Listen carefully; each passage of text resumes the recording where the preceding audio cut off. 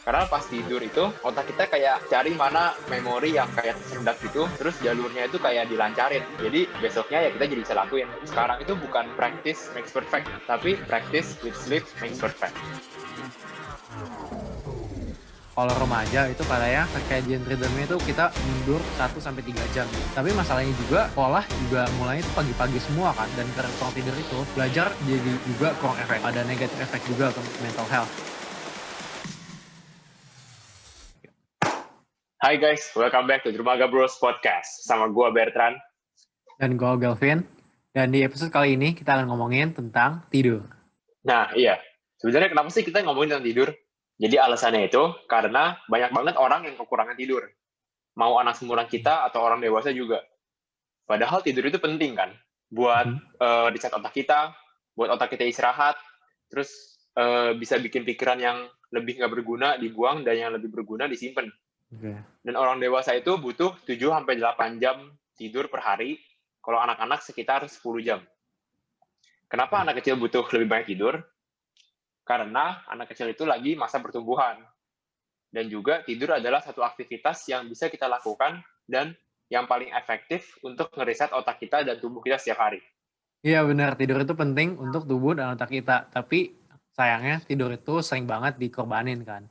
Jadi pas kita kecil tuh kita tidurnya cepet, tapi makin tua tidur makin telat, makin malam. Jadi kayak pas SMP pun kayak banyakan orang kayak bangga-banggain kalau dia tuh kayak tidurnya lebih malam gitu. Kayak gue tidur jam 1, gue tidur jam 2 gitu kan. Bangga gitu kalau tidur makin malam. Habis itu pas kita SMA juga pelajaran mulai susah. Jadinya kita lebih banyak belajar dan sampai bergadang gitu. Terus Oh juga enggak sih, kalau gue sih enggak. Dulu gue kalau ngantuk ya langsung tidur aja. Jadi tuh ada dua tipe orang yang mengorbankan tidur untuk belajar, sama ada orang yang mengorbankan belajar untuk tidur. Dan gue yang kedua. ya bisa juga lah. Tapi ya banyak juga orang yang korbanin tidur gitu kan. Terus abis itu pas kuliah juga sama lagi, makin susah lagi, tugas makin banyak harus dikerjain gitu kan, dan makin bergadang lagi. Ya apalagi zaman sekarang gitu kan, banyak kayak apa orang bilang hustle, terus kayak kerja terus gitu kan. Kalau udah kerja terus nanti ada side hustle-nya, malam-malam kerjain side hustle. Jadinya yang dikorbanin tuh selalu tidur gitu. Padahal tidur itu penting buat kita supaya jadi kreatif dan lebih produktif. Makanya di episode kali ini kita membahas tentang tidur dari buku Why We Sleep. Di Why We Sleep itu dibilang kayak gini, kayak kita itu makhluk hidup semua udah berevolusi kan, dari dulu banget gitu kan, berevolusi terus. Tapi sampai sekarang semua binatang dan manusia itu semua masih tidur gitu loh. Kalau tidur itu nggak penting, pasti selama evolusi itu tidur udah dihilangin dong, udah nggak butuh lagi. Tapi buktinya sampai sekarang semua makhluk hidup tuh masih tidur gitu. Jadi pasti tidur tuh ada sesuatu yang penting gitu tentang tidur. Nah ya, salah satu manfaat tidur yang menurut gue berguna gitu ya. Kalau kita olahraga, misal ngelatih otot, olahraga tapi nggak tidur dengan cukup itu, ya jadi pertumbuhannya kurang gitu. Karena pas kita tidur, otot kita itu kayak recovery. Terjadi yang namanya tuh uh, terjadi yang namanya muscle recovery. Kan selama olahraga kita nggak gedein otot kita. Otot kita kayak jadi membesar gitu. Habis itu kayak ototnya robek. Habis itu ya pas tidur itu ya otot itu dipulihin. Jadi numbuhnya numbuh semakin besar gitu kan. Yeah. Nah, jadi kalau kita olahraga itu kita juga butuh tidur yang cukup, yaitu 7-8 jam. Sama juga kalau kayak misalkan kita lagi diet gitu. Diet tanpa tidur yang cukup ya sama aja kayak kurang efektif. Karena pertama, kalau kita lagi capek, ya kita jadi lebih lapar. Dan kita jadi makan.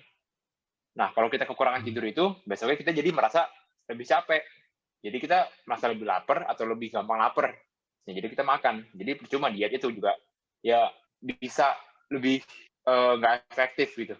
Terus juga kalau kekurangan tidur itu hormon yang bikin kita merasa lapar itu naik, dan kalau kita udah kenyang, kita lebih cenderung untuk mau makan lagi gitu loh, mau nambah.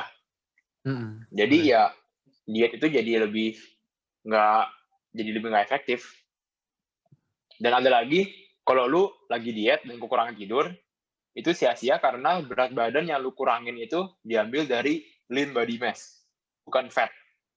Jadi lean body mass itu kalau lu hitung total berat badan lu dikurangin sama total berat lemak di badan lu. Nah, itu lean body mass. Total body weight minus body fat weight. Jadi kalau olahraga tanpa tidur yang cukup atau diet tanpa tidur yang cukup, ya nggak efektif. Itu yang menurut gua berguna sih. Nah, terus kalau menurut gua, tidur itu bisa mempersiapkan otak kita supaya kita untuk belajar hal-hal yang baru. Jadi misalnya kalau hari ini kita mau belajar, tapi malam kemarin tuh kita tidurnya kurang gitu. Jadi otak kita tuh lebih lama buat ngertinya, dan juga kalau kita lagi ngafalin sesuatu tuh, kita lebih kurang bisa buat ngafalin hal-hal yang baru. Terus juga tidur itu bisa buat kita simpan informasi baru ke long term memory kita. Jadi misalnya kalau kita belajar hari ini, terus habis itu kita tidur yang cukup, kita lebih bisa buat hafal itu lebih baik lagi dan lebih lama hafalnya. Nah, habis itu juga kan sering kita tuh kayak kalau buat PR sesuatu, misalnya terus ada soal yang susah gitu kan, terus kita stuck dan nggak kepikir gitu jawabannya. Terus kita tidur dan besokannya muncul aja gitu di otak kita jawabannya apa, dan kita langsung bisa kerjain. Nah, itulah dia kayak, karena tidur itu tuh bisa sambungin new information, new memory kita sama connect ke memori yang lama kita gitu. Jadi ya connect-in semua memori kita yang dulu sama yang baru. Jadi kita nyambung semuanya. Nah, itu dia gunanya tidur. Terus tidur juga bisa buat emosi kita lebih stabil. Jadi di buku Why We Sleep juga dibilang kayak kalau orang yang tidurnya cukup itu dia lebih mau berkooperasi sama orang lain. Jadi kalau tidurnya nggak cukup, dia lebih kurang mau berkooperasi, terus juga lebih gampang marah, gampang emosional gitu, lebih gampang kesel. Ya, jadi tidur itu penting lah, banyak banget manfaatnya. Nah, iya. Iya, tidur bisa, yang tadi lu bilang, kayak tidur bisa membuat kita tahu jawabannya yang tadinya kita nggak tahu kan. Sama kayak kalau kita belajar skill baru gitu. Jadi tidur itu bisa sangat membantu kita menguatkan brain memory kita. Contohnya kalau kita main piano gitu, kita udah latihan serius, susah, tapi kita kayak masih aja ada kesalahannya. Terus kita kayak jadi merasa nggak bisa gitu. Nah, sebenarnya di sini tuh yang lu butuhin adalah tidur. Karena kalau lu tidur, besokan harinya, kemungkinan besar lu akan bisa mainin lagunya dengan lancar. Karena pas tidur itu, otak kita kayak semacam cari mana memori yang kayak tersendat gitu, terus jalurnya itu kayak dilancarin. Jadi besoknya ya kita jadi bisa lakuin. Ini namanya skill memory perfection.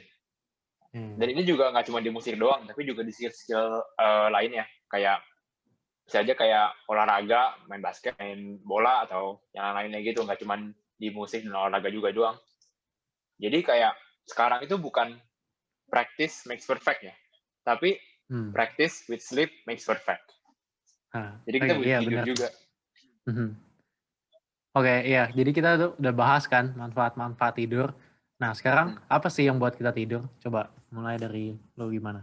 Nah, jadi yang gue baca dari Why We Sleep itu, jadi yang bikin kita bangun atau tidur itu ada yang di otak kita yang namanya circadian rhythm. Circadian rhythm itu kayak semacam jam di dalam otak kita. Satu loop-nya itu 24 jam ya. Sebenarnya 24 jam 15 menit, tapi ya anggapnya 24 jam. Jadi circadian rhythm itu dipengaruhi sama signal eksternal yang diterima sama tubuh kita. Signalnya itu misal ada sunlight, sinar matahari, ada makanan, ada olahraga, ada temperatur, ada juga bisa interaksi sama orang. Jadi kalau terang kita bangun, kalau gelap kita tidur. Kalau siang pas panas itu, kalau malam dingin. Nah, itu signal-signal dari luar tubuh kita, signal eksternal. Jadi signal-signal ini tuh yang buat kita bisa ngereset circadian rhythm kita yang tadi itu.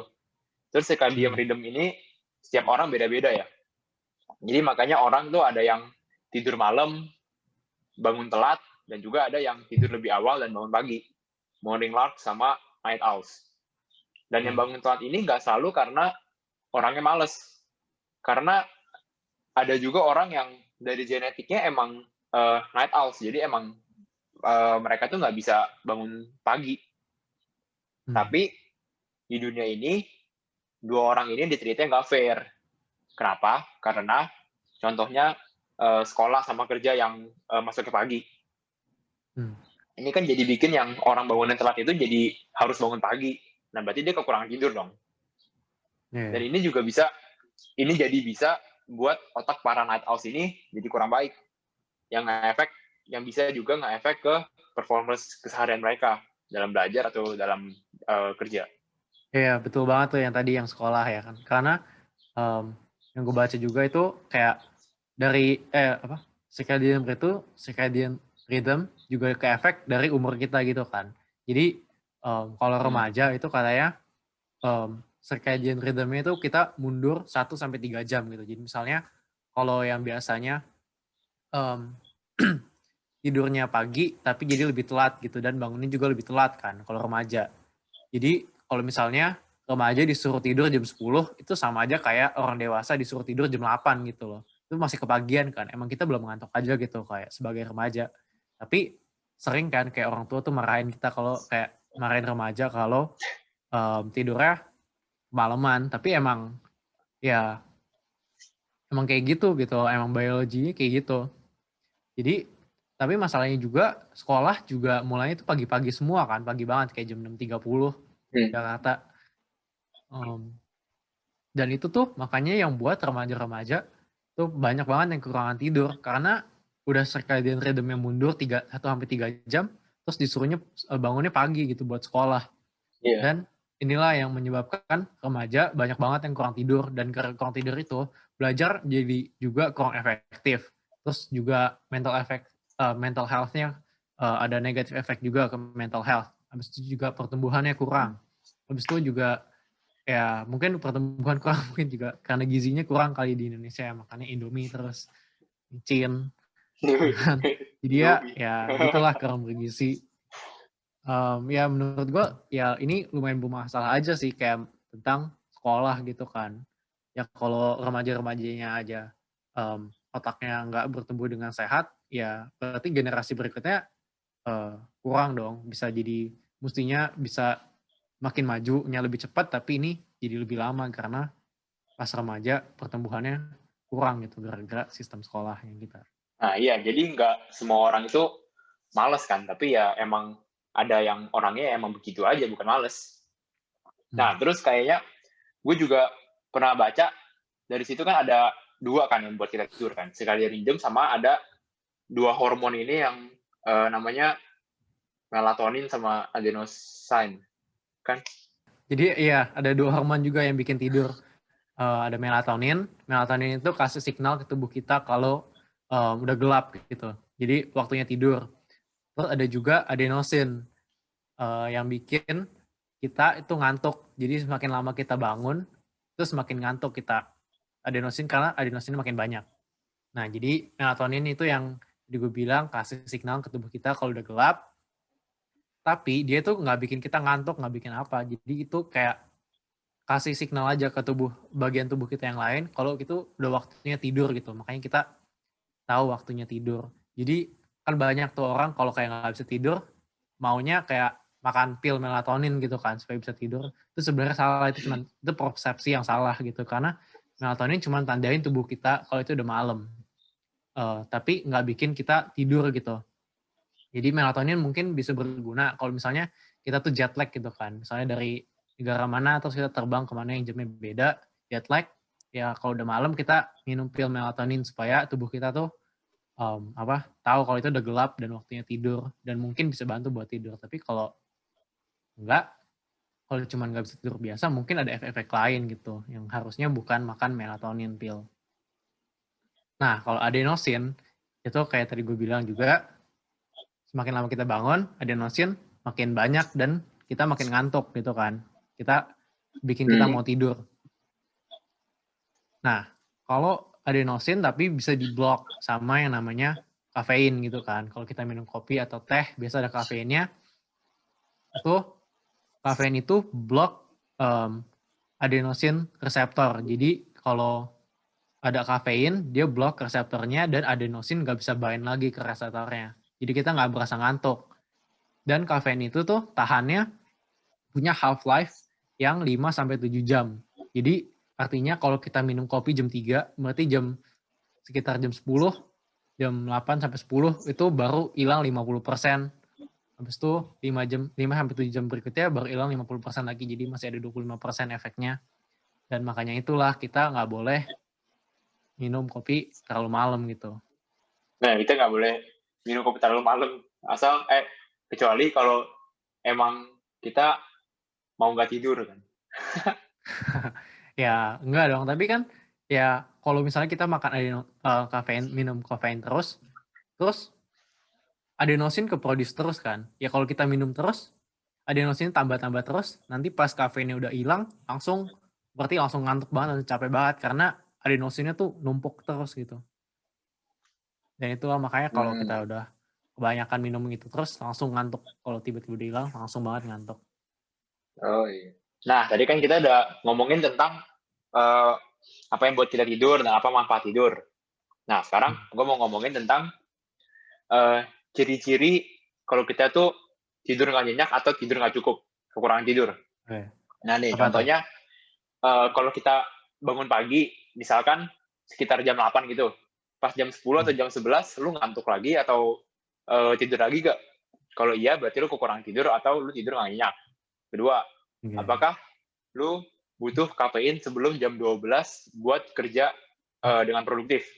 Kalau iya, berarti lu kurang tidur atau nggak nyenyak tidurnya. Ketiga, kalau lu lagi baca sesuatu dan lu kayak baca ulang kalimat yang sama terus-menerus gitu, ulang-ulang terus. Nah, ini bisa jadi lu kurang tidur atau tidurnya nggak nyenyak. Terus juga lu kalau bangun itu pakai alarm atau enggak. Kalau lu pakai alarm, ya berarti lu kekurangan tidur. Soalnya mestinya kalau kita udah tidur cukup gitu, ya kita bakal bangun sendiri. Dan ini juga ciri-cirinya masih banyak lagi. Nah, kalau lu merasa ciri-ciri yang tadi itu lu sering rasain, berarti lu dari tadi ada di dalam video yang benar. Tapi kalau lu nggak ngerasain itu juga, ya bener juga, soalnya apa salahnya kan menambah ilmu yang berguna. Yoi. Oke, jadi gimana sih caranya supaya kita bisa tidur lebih cepat atau kayak kita tingkatin kualitas tidur kita? Nah, pertama cara ngatasin kondisi tidur itu, dan ini yang menurut gue paling efektif ya, yaitu tuh caranya adalah dengerin orang ngitung nilai pi. Kayak yang di startup. Jadi ngitungin aja 3,14 bla bla bla 1 gitu. Nanti gue bikin deh videonya. Nilai pi kan belum tahu bisa apa enggak kan, dan sama ini ya belum habis, udah kayak 31 triliun digit. Jadi kayak ya sebelum gue selesai ngomong itu pasti lu udah tidur. Ya nanti gue bakal bikin videonya, tungguin aja. Mantap. Oke, mantap buat kalian tuh nanti yang susah tidur bisa didengerin.